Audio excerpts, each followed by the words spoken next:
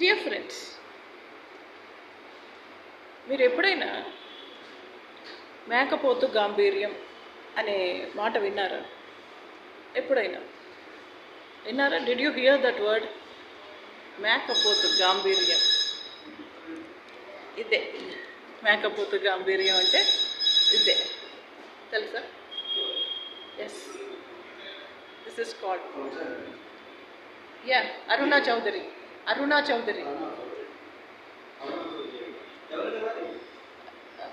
Rashmika Mandanna madam.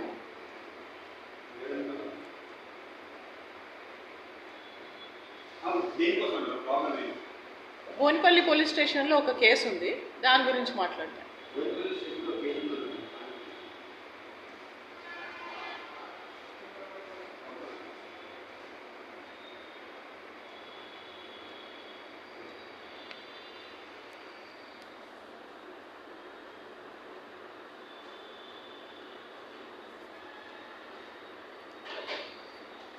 ఏమంటున్నారు?